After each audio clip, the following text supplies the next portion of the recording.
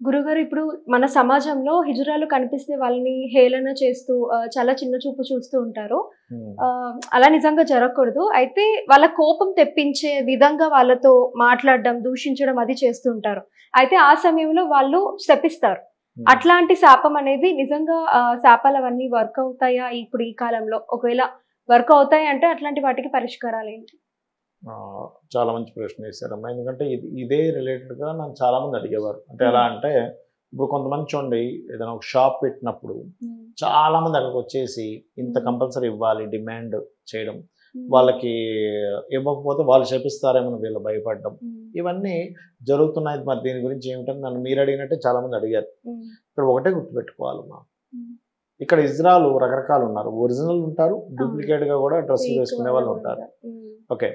ఇక్కడ first of all మనం అర్థం చేసుకోవాల్సింది ఏంటంటే, వాళ్ళేదో శాపం పెడతారా? ఆ శాపం మనకు తగిలేమైనా అవుతుందా అని కాదు. హ్మ్. స్త్రీ కాకుండా, పురుషుడు కాకుండా ఆ వ్యక్తి జన్మించాడు. హ్మ్. అవునా? అది ఒక ఆహ్, సంథింగ్ ఏదో కర్మ వల్ల అట్లా జన్మించాడు. ఆహ్, ఆ జీవి ఓకే. ఇజ్రాగా. సమాజంలో మన బాధ్యత ఏమిటి? హ్మ్. అలా జన్మించినందుకు సరే భిక్షాటన చేసుకుంటున్నాడు. హ్మ్. సరే నీకు దయుంది ఇవ్వు. ఓ హ్మ్. రూ. 10 ఎంతో ఇవ్వు. హ్మ్. ఓకే. అంతేగాని అతను ఏదైనా అంటే శాపం వస్తుంది అనేటువంటి భావన అసలు పనికిరాదు. హ్మ్. ఇజ్రా మాత్రమే కాదు గుర్తుపెట్టుకోండి. మనకి ఆహ్, మామూలు వ్యక్తి కూడా మనం ఏదైనా దోచుకున్నాము వాళ్ళ దగ్గర ధనాన్ని, హ్మ్. ఏది వాళ్ళు బాధపడే రకంగా దోచుకున్నాము. లేకపోతే వాళ్ళకేదైనా అంటే వాళ్ళ మనసు బాధపడేలాగా ఏదైనా అన్నామనుకోండి, హ్మ్. వాళ్ళు మనస్ఫూర్తిగా ఏదైనా అన్నారనుకోండి మనల్ని, ఖచ్చితంగా తగిలి తీరుతుంది. ఓకే. ఖచ్చితంగా ఇంక అందులో డౌట్ లేదు. ఏది మీరు పనిగట్టుకొని ఏదైనా అని హ్మ్. వాళ్ళ మనసు పూర్తిగా బాధపడి వాళ్ళు గనక ఒక మాట అన్నారంటే ఖచ్చితంగా తగిలి తీరుతుంది. ఓకే. అందులో పర్టిక్యులర్‌గా నిత్యము దేవుడిని నమ్ముకునేవారు. హ్మ్. అంటే ఎలా మనస్ఫూర్తిగా అయ్యో! భగవంతుడు నాకున్నాడు. నేను ఎవ్వరికీ అన్యాయం చేయను. కొంతమంది ఉంటారు చూసారా? ఎవరికీ అన్యాయం చేయరు వాళ్ళు. హ్మ్. వాళ్ళ పనేదో వాళ్ళు ధర్మంగా ఉంటారు. ధర్మంగా ఉంటూ భగవంతుడిని నిత్యము పు సేవించేవాళ్ళు. హ్మ్. ఎవరికి ఎటువంటి అన్యాయం చేయని వాళ్ళని గనక మనం అన్యాయం చేశామంటే, అసలు ఫస్ట్ వాళ్ళు అనకముందే వాళ్ళలో ఉన్న భగవత్ శక్తి మనల్ని ఇబ్బంది పెడుతుంది. ఓకే. అర్థమైందమ్మా? ఇది కేవలం ఇజ్రాయెల్‌కి మాత్రమే వర్తించదు. ధర్మంగా ఉండే వాళ్ళని ఎవరినన్నా సరే అది మనకు తగులుతుంది గుర్తుపెట్టుకోవాలి. ఓకే. ఇక ఇజ్రాయెల్ విషయం అంటే ఒకటమ్మా, హ్మ్. ఇప్పుడు వాళ్ళు గూడా వాళ్ళేమి మా దగ్గర లేవండి కొంచెం ప్రాబ్లమ్ ఉంది. ఇప్పుడు మేము తీర్చుకోవాలంటే వాళ్ళు అర్థం చేసుకుంటారమ్మా. హ్మ్. కానీ డీల్ చేసే విధానం కొంతమంది ఎలా డీల్ చేస్తారంటే, ఏంటి అన్నట్టు డీల్ చేస్తారు. హ్మ్. అంటే ఇజ్రాయెల్‌లో గూడా డిమాండెడ్‌గా ఉండేవాళ్ళు ఉన్నారు. హ్మ్. పొలైట్‌గా బాబు ఉన్న ఏదో వాళ్ళు ఆ గూడా చిన్నది ఉన్నారు. షాప్ హ్మ్. పెట్టుకున్నాను. నువ్వు ఇక్కడికొచ్చి 10,000 ఇమ్మంటే ఎట్లాగా? హ్మ్. మేము ఏదో అప్పు చేసి పెట్టుకున్నాం. నాన్న నువ్వు కొంచెం అర్థం చేసుకో అంటే వాళ్ళు అర్థం చేసుకుంటారు. హ్మ్. Deal okay. చేసే విధానం రావాలి. అంత ఇచ్చుకోలేము బాబు నాకు అర్థమవుతుంది మీకున్నటువంటి వృత్తి ఇది. కాబట్టి ఇది అర్థం చేసుకొని చెప్పే విధానంలో చెప్పొచ్చు. హ్మ్. కానీ అమ్మో! ఇప్పుడు నా దగ్గర డబ్బులు లేవు గదా! నేను అప్పు చేశాను వీళ్ళకి ఇచ్చేసేయాలి. ఇవ్వకపోతే వీళ్ళు నన్ను శపిస్తారేమో! ఆ శాపం తగిలి నా బిజినెస్ అంతా పాడైపోతుందేమో అనేటువంటిది ఇంట్లో ఉండకూడదు. నువ్వు ఒక బాధ్యత. వాళ్ళకు ఒక, ఒక రకమైనటువంటి అంగవైకల్యమే అనుకోండి అది. ఒక హ్మ్. రకమైన జెండర్ పాపం. అంటే అది అట్లా జరిగిపోయింది. హ్మ్. అలా జరిగినందుకు నీ బాధ్యత ఏమిటి? అనే కోణంలో ఇవ్వాలి గానీ, వాళ్ళేదో మనల్నేదో శపించేస్తారు. దానివల్ల నా కుటుంబం నాశనం అయిపోతుంది. నా షాప్ నాశనం అయిపోతుంది. ఇలాంటివి హ్మ్. పనికిరాదు. ఓకే. అలా అయితే ఇంకేం అసలు అన్నీ జరిగిపోతాయిగా. నువ్వు ఇజ్రాన్ అనే కాకుండా వేరే హ్మ్. సాటి మనిషిని నువ్వెలా చూస్తున్నావు? హ్మ్. ఎందుకంటే మనము ఈ జన్మలో ఏదైతే మరణించిన తర్వాత ఇంకో జన్మెత్తుతాం చూసారా? హ్మ్. అలా జన్మెత్తినప్పుడు మనకి మనం సంపాదించిన ధనం మన వెనకాతల రాదు గుర్తుపెట్టుకోండి. హ్మ్. కార్లు రావు, బిల్డింగులు రావు, పేరు ప్రఖ్యాతలు రావు, ఏమి రావు మన వెనకాతల. హ్మ్. మన వెనకొచ్చేది కేవలం పుణ్యము, పాపమే. ఇది శాస్త్రాలు చెప్తున్నాయి. నువ్వెంత పుణ్యం సంపాదించుకున్నావు, ఎంత పాపం సంపాదించుకున్నావు.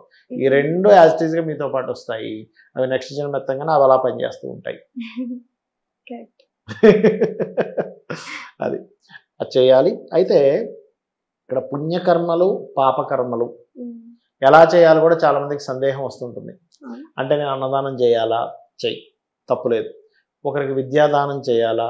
అది కూడా పుణ్యకర్మ కిందకే వస్తుంది. హ్మ్. అంటే చాలా మందికి ఇది ఒక కన్‌ఫ్యూజన్ ఉంది. ఎలాగ నేను టెంపుల్‌కి వెళ్ళి ఆలయంలో ఉన్నటువంటి అమ్మవారిని పూజించుకుంటేనే పుణ్యం వస్తుంది. ఆ నార్మల్ పీపుల్కి ఇప్పుడు బెగ్గర్స్ ఉంటారు, లేదా ఒక విద్య ఉంటారు, చేస్తేనే పుణ్యం వస్తుంది అంటే ఖచ్చితంగా వస్తుందని చెప్తుంది శాస్త్రం.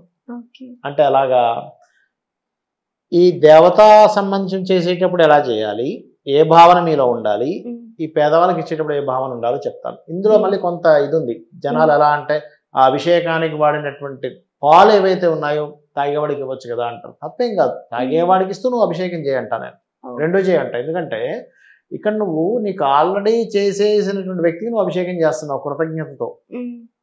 నీ కృతజ్ఞతను చెప్పుకుంటున్నావు భగవంతుడి దగ్గర. నీకు ఒక మంచి జన్మనిచ్చినందుకు, ఇంకోటికి ఇచ్చేటువంటి ధనాన్ని నీకు ఇచ్చినందుకు ఇంకోటి నువ్వు సహాయం చేస్తున్నావు. నువ్వు వీడికి సహాయం చేస్తున్నావు అంటే ఎక్కడి నుంచి వచ్చింది మళ్ళీ నీకు? ఆ ఈశ్వరుడు ఇవ్వడం ద్వారానే వచ్చింది. ఆ ఈశ్వరుడు ఇవ్వడం ద్వారా వచ్చినప్పుడు ఆయనకి ఇవ్వనంటే ఎలా నువ్వు? ఓకే, ముందు నీకు ఫస్ట్ పేదవాడికి ₹1 ఇవ్వాలన్నా నీకు ఫస్ట్ బుద్ధి పుట్టాలి. అందరూ ఇస్తారనుకోకండి, అందరూ ఇవ్వరు, కొంతమంది ఇవ్వగలుగుతారు. ఆ బుద్ధి కలగాలంటే కూడా ఆ బుద్ధి కలిగించేది కూడా అమ్మవారే. కాబట్టి అన్నం లేదు, అన్నదానం పుణ్యం వస్తుంది. విద్య లేదు, విద్యాదానం పుణ్యం వస్తుంది. ఒక చిన్న సహాయం, ఒక వ్యక్తి ఎవరో ఉద్యోగం కోసం తిరుగుతున్నాడు, మీరు అరే నాన్న నేను అక్కడ చూసిన అక్కడ జాబ్ ఖాళీ ఉందని ఒక చిన్న మాట సహాయం చేయండి, పుణ్యం వస్తుంది. అలాగే ఎవరిదైనా లాక్కోవడం వల్ల, ఎవరైనా ఇబ్బంది పెట్టడం వల్ల పాపం వస్తుంది. అదేవిధంగా దైవ దూషణ వల్ల ఒక రకమైన పాపం వస్తుందట. అదేంటో చెప్తానండి మీకు. దైవ దూషణ, దైవాన్ని పూజించే వారిని చేసేయడం వల్ల వచ్చే పాపం ఎలాంటిదంటే, వాళ్ళు ఏదైతే అనుభవించాలో దైవ దూషణ బాగా మాటిమాటికి దైవ నింద చేశారనుకోండి, చేస్తూ ఉంటే ఎటువంటిది వస్తుందట. మీరు ఎప్పటి నుంచో ఒక్కొక్కటిగా అనుభవిస్తుంటాం కదా మనం. ఒకసారి ఏదో రోగం వచ్చిందని, ఇంకోసారి ఏదో యాక్సిడెంట్ అయిందనో, లేకపోతే ఇంకోసారి ఏదో అయిందని అవుతుంటుంది మన లైఫ్లో. దైవ నింద చేసిన వాడికి ఇవన్నీ కలిపి ఒకటేసారి వస్తాయట. అది ఇప్పుడు రావచ్చు లేదా నెక్స్ట్ జన్మలో అయినా రావచ్చు, ఒకటేసారి అన్నీ కూడా. ఒక్కోసారి అంటుంటా చేసారు, అబ్బాయి ఏమిటండి నాకు అర్థం కావట్లేదు, ఫ్యాక్టరీ లాస్ అయిపోయింది, మా భార్యకి అనారోగ్యం వచ్చేసింది, మా పిల్లడేమో ఇంకోటి ఏదో అయిపోయింది, నాకేమో ఇలా ఉంది, ఏమిటి అన్నీ ఒకటేసారి వచ్చాయంటాం. మీకు తెలియకుండా ఎక్కడో ఎప్పుడో ఈ జన్మలో కాకపోయినా పోయిన జన్మలో మీరు దైవ నింద చేశారని అర్థం. ఎందుకంటే ఇంత చక్కగా అన్నిటినీ చూసుకుంటుంటే నువ్వు నింద చేస్తావా పోయి? నోరిచ్చాడు కదా భగవంతుడని.